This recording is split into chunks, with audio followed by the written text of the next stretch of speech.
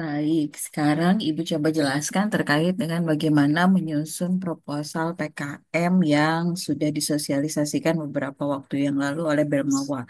Nah, bedanya dengan tahun sebelumnya, sekarang ini kita PKM-nya itu tematik, ada 10 tema yang diusung di sini ada masuk ke kemandirian pangan, energi dan air, kesehatan dan gizi, pencegahan dan pemberantasan korupsi, pemberantasan kemiskinan, pencegahan pemberantasan narkoba dan seterusnya ada 10 tema di sini. Ini tema-tema ini nanti sesuaikan dengan eh, topik atau fokus yang akan diusulkan oleh setiap kelompok PKM. Misal, kalau PKM-nya tentang PKM-nya ambil skema pengabdian, terus skema pengabdiannya ini lebih cenderung ke misalkan menyelesaikan atau membantu mitra dalam apa namanya baruan energi pakai panel surya. Berarti kan masuknya ke tema yang pertama kemandirian energi gitu ya. Terus kalau misalkan kita ingin risetnya itu di sekolah, berarti kan nanti temanya penguatan pendidikan seperti itu. Atau misalkan ada risetnya itu tentang pencegahan pemberantasan narkoba. Riset kita itu ada sosial apa namanya? Ada buku-buku yang bisa diberikan kepada siswa sehingga nanti siswa itu bisa terlepas dari atau kita bisa bantu siswa-siswa di sekolah itu jauh dari narkoba. Nah, misalkan itu berarti masuk ke tema 5. Nah, tema-tema ini disesuaikan dengan apa yang akan kita lakukan di PKM. Nanti temanya kita pilih yang paling sesuai dengan yang akan kita lakukan. Nah, ini anggotanya itu 3 sampai 5 kelompok, tidak boleh kurang dari 3, tidak boleh lebih dari 5. Satu mahasiswa hanya boleh mengusulkan satu proposal PKM pendanaan atau satu proposal PKM insentif. Jadi ada yang artikel ilmiah itu maksudnya PKM insentif ya. Kalau pendanaan itu ya skemanya banyak, ada 8. Ada pengabdian, ada risetnya ada eksakta, ada sosial humaniora, nanti kita lihat. Pelaksanaannya 3 sampai 4 bulan. Jangan kurang dari 3 bulan, jangan lebih dari 4 bulan. Nah, proposal ini boleh menggunakan AI membuatnya, tetapi tentu saja harus mengikuti panduan-panduan yang ada di sini. Dan nanti kalau misal proposalnya sudah selesai, itu akan dicek terlebih dahulu. Nanti serah Ibu minta draft proposalnya biar Ibu bisa cek similarity-nya, sehingga nanti sebelum di-upload itu kan harus juga disertakan cek similaritasnya ya, maksimal di 25%. Kalau menggunakan AI, mungkin similarity-nya bisa kurang dari ini, tapi nanti bahasa AI itu akan sangat terlihat sekali ketika dinilai oleh reviewer, begitu ya. Kemudian, luaran setiap PKM itu pasti ada ini, laporan kemajuan, laporan akhir, terus nanti produk PKM-nya, kalau pengabdian ya biasanya buku pedoman mitra, kalau riset ya apa produk risetnya, kemudian akun media sosial. Kemudian kita lanjut ke sini.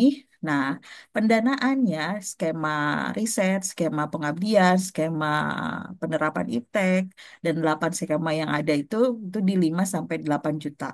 Nanti ada dana pendamping PT itu maksimum 2 juta. Nah, kemudian dana pendamping PT ini harus ada, Bu, harus ada di 500.000 biasanya setiap tahun itu Unsub memberikan dana pendamping berupa in-kind. In-kind dalam artian apa? Nanti misalkan mau mengerjakan proposal butuh apa namanya penggunaan printer atau misalkan wifi kampus atau ruangan-ruangan yang ada di kampus untuk pembuat video dan lain sebagainya itu di numerari apa namanya divaluasi ke dalam rupiah sebesar 500.000. Jadi nanti tulis di dana pendamping PT itu di 500.000. Gunakan untuk apa? Sesuai dengan kebutuhan tadi yang Ibu bilang. Kalau misalkan untuk mencetak apa namanya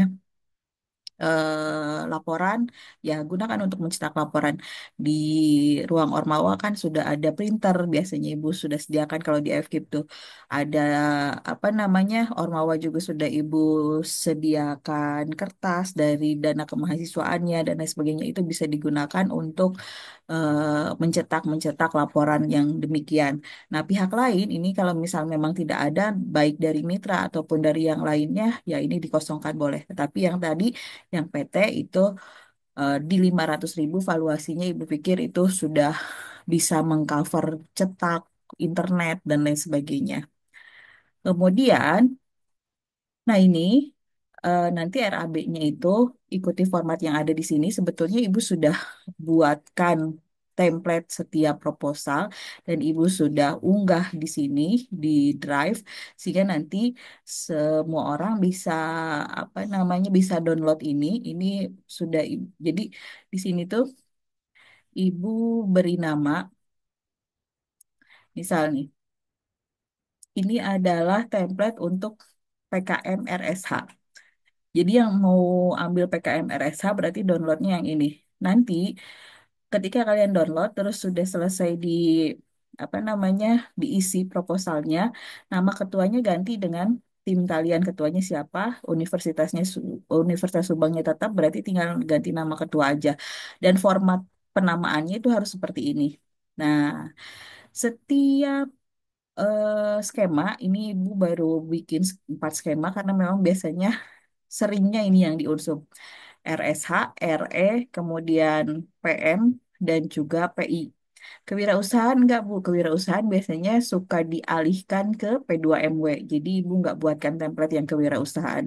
Yang punya skema kewirausahaan lebih baik masuknya ke P2MW saja. P2MW juga sekarang sudah mulai untuk pendaftaran proposal.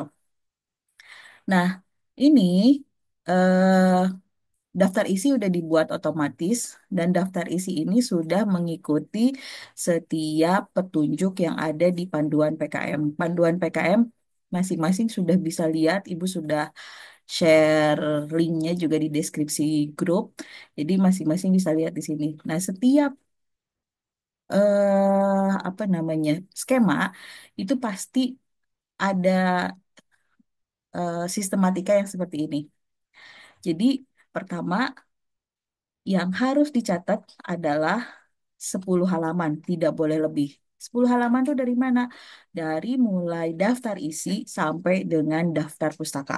Nah, lampiran berarti nggak masuk. Lampiran itu boleh kalau misalkan dari sampai daftar pustaka. Daftar pustaka kalau banyak gitu ya, berarti jangan banyak-banyak ceritanya gitu. Nah, nanti bisi kebanyakan daftar pustaka malah menghabiskan banyak halaman gitu. Tapi kalau misalkan yang riset, sebetulnya daftar pustaka memang harus banyak. Artinya kan kita sudah banyak membaca literatur dari jurnal-jurnal yang terkini gitu. Nah, terus ini yang suka terkecoh tuh dalam administrasi, penomoran halaman. Kalau misalkan dia daftar isi, terus penomoran halamannya itu ia dimulai dari I gitu. Tapi ketika sudah mulai ke bagian inti, bab 1, bab 2 sampai dengan daftar pustaka, penomorannya itu pakai penomoran biasa. Penomoran halamannya angka Arab biasa 1, 2, 3. Dan kalau bagian inti ini diletakkan di sudut kanan atas. Tapi kalau bagian daftar lampiran gitu ya, itu di sudut kanan bawah. Nah, di template ini Ibu sudah siapkan. Oh, ini masih salah ya. Nanti di ini coba lihat yang lain. Yang PKM RSH masih salah.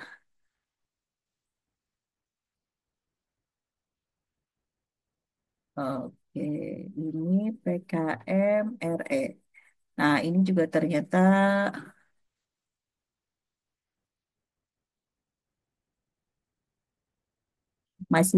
masih salah juga. Ternyata ini daftar lampiran dengan daftar isinya masih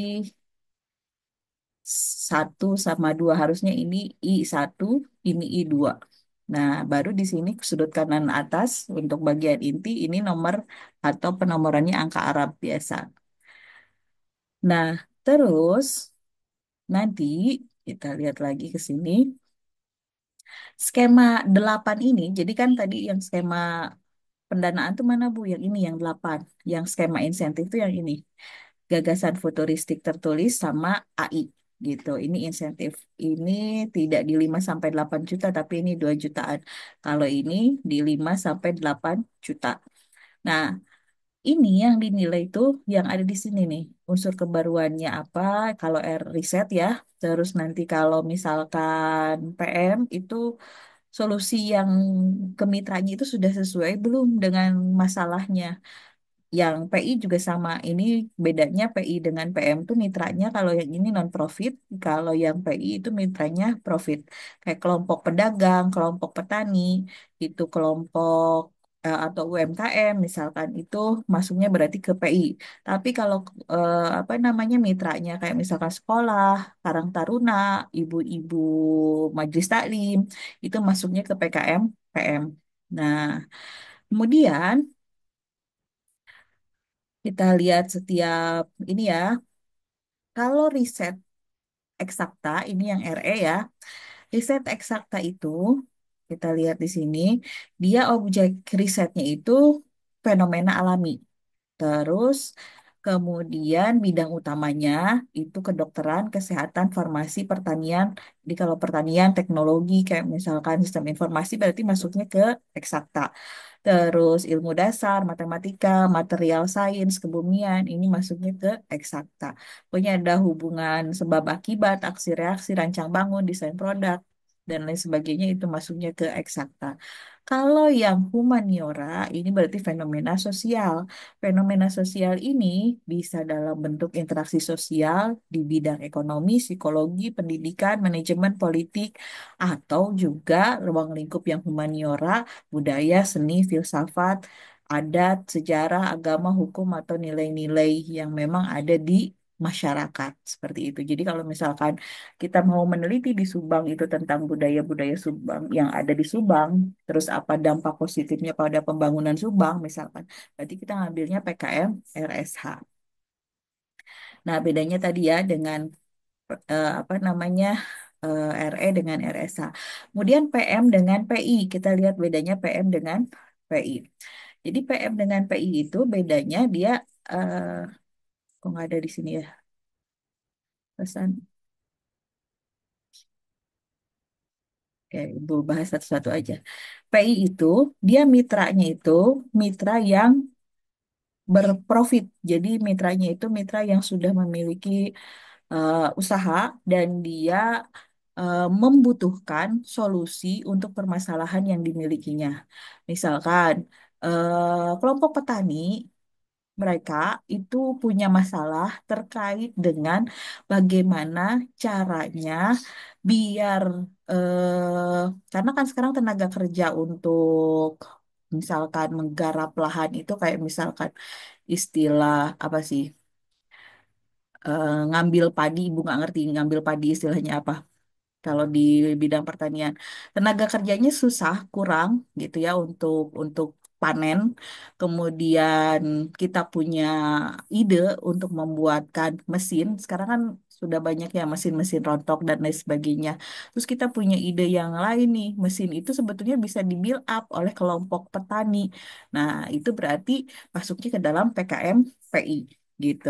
Karena kelompok petani ini mereka nanti akan bisa mereplikasi itu dan bisa meningkatkan produktivitas panen mereka tanpa harus apa namanya membayar tenaga kerja misalkan cukup perawatan saja. Tapi yang PM bedanya, yang PM ini mitranya non profit gitu. Jadi kalau misalkan non profit, berarti masalah yang diambilnya itu masalah-masalah yang dihadapi oleh mitra yang akan kita ajak kerjasama. Misal di sekolah nih, kita mau meningkatkan pendidikan. Di sekolah ini sekarang sedang gencar dalam meningkatkan kemampuan numerasi siswa.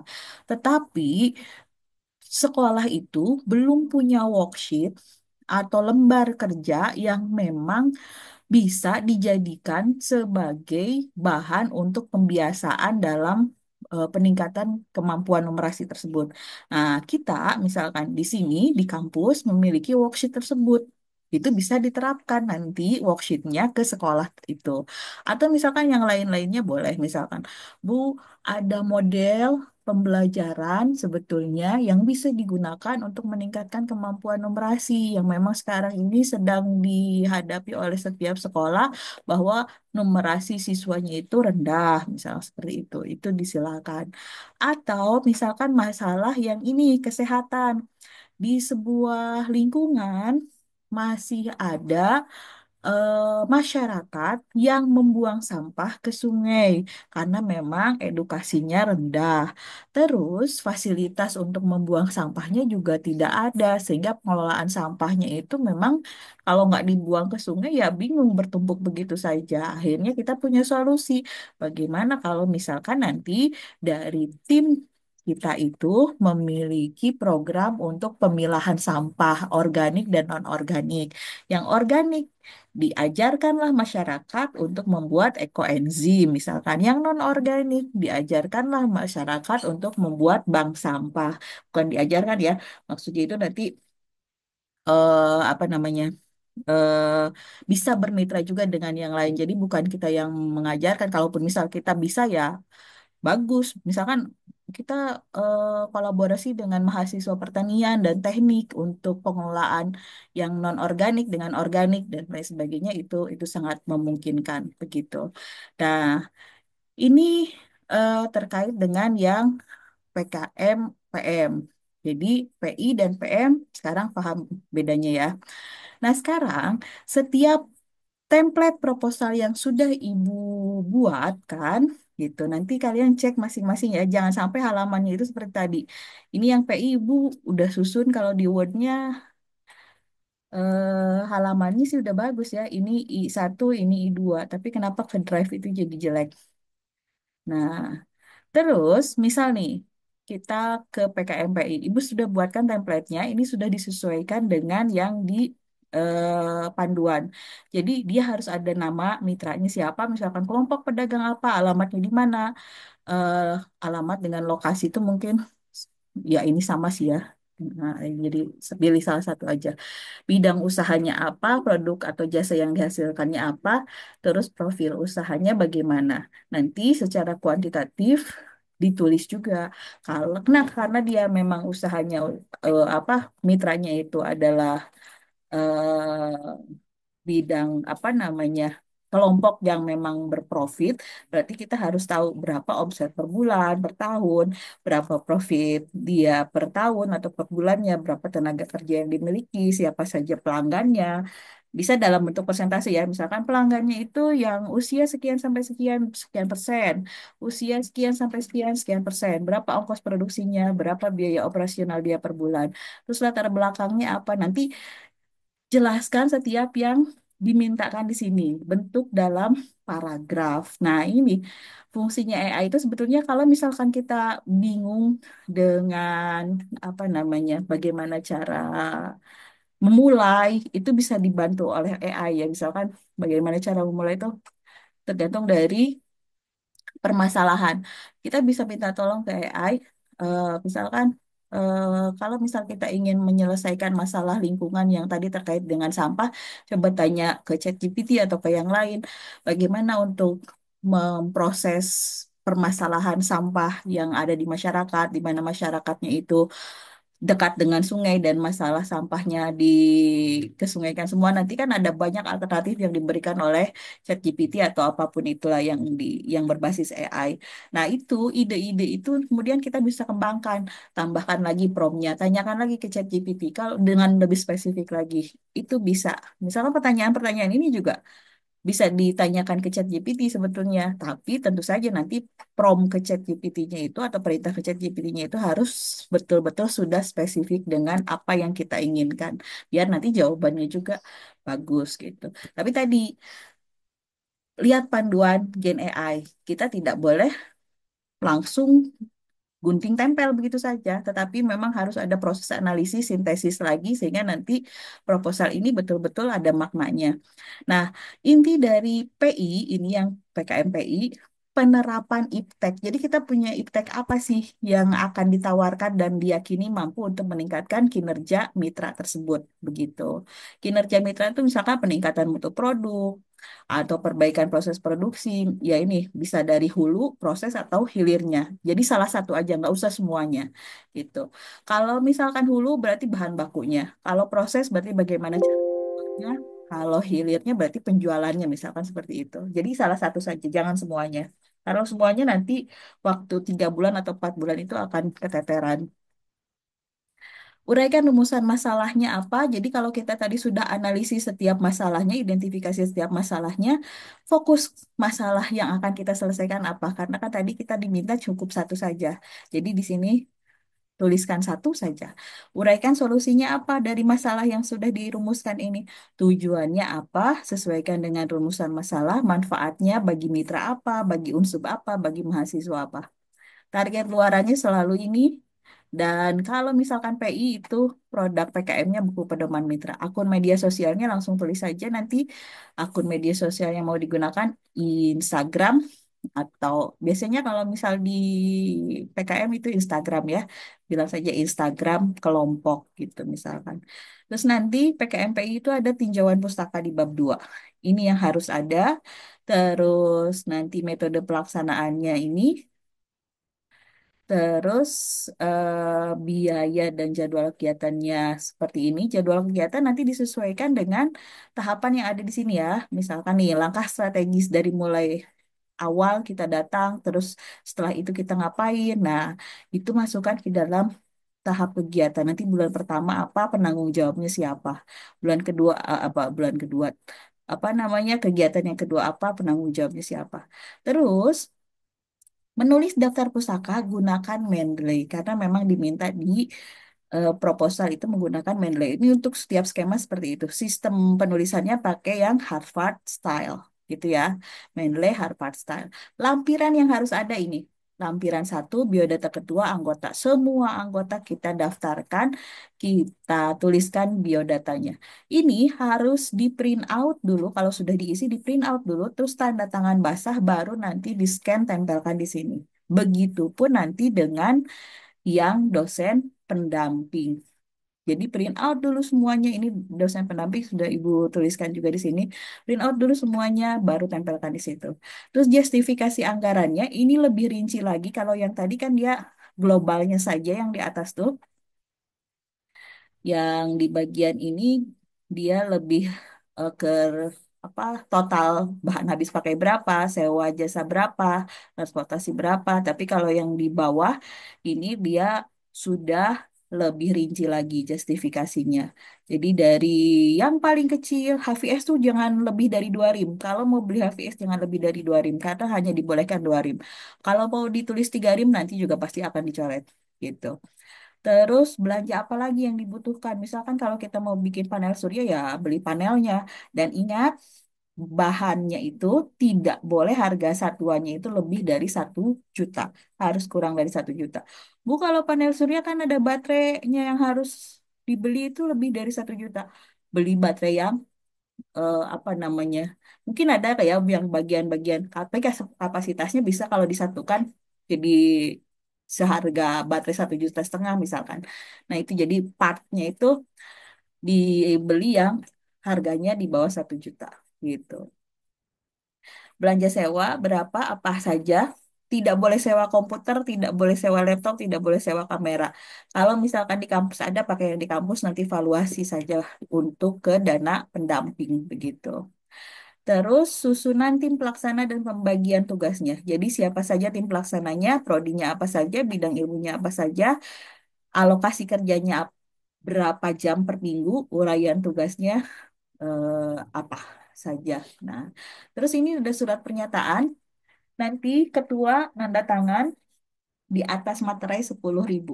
Ini diisi nama-namanya, proposal, judul proposal dan seterusnya. Terus nanti dari mitra, karena ini PI dia butuh mitra, ini juga harus ada isian dari mitra. Nanti yang membuat pernyataannya itu mitra, nama mitranya siapa, tanda tangan, dan stempel dari mitranya. Karena kan kelompok profit biasanya sudah ada stempelnya ya. Nah, terus gambaran iptek yang akan diterapkan. Misal panel surya ya, panel surya seperti apa sih yang nanti yang mau diterapkan gambaran ipteknya? Boleh diambil dari jurnal, boleh diambil dari yang lainnya. Atau misalkan kita mau bikinin website, ya gambaran websitenya nanti seperti apa? Gambarkan di sini. Terus denah lokasinya pakai Google Map, screenshotnya simpan di sini. Terus Google Map-nya itu sudah ada rutenya ya, rute dari apa misalkan dari kampus ke si lokasi mitra itu di mana. Terus nanti hasil uji periksa atau similaritas. Nah, ini similaritas nanti kalian kirim dulu ke ibu biar nanti ibu bisa proses similarity-nya sehingga nanti ibu bisa berikan hasil periksa hasil ujinya itu dan ditempelkan di lampiran 8 ini. Ingat maksimal 25%. Jadi jangan sampai copy paste ke proposal yang sudah ada atau yang lulus tahun lalu gitu.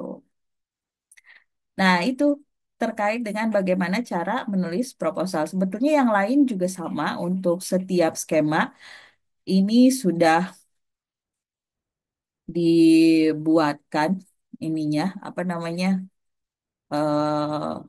Oh ya, setiap poin-poinnya sudah dibuatkan, tinggal nanti dilengkapi saja sesuai dengan yang sudah ada atau sudah direncanakan oleh kelompok masing-masing. Begitu. Nah, itu mungkin terus yang harus jadi catatan bahwa karena memang ini timelinenya itu sebentar dia ada di mana ya timeline itu?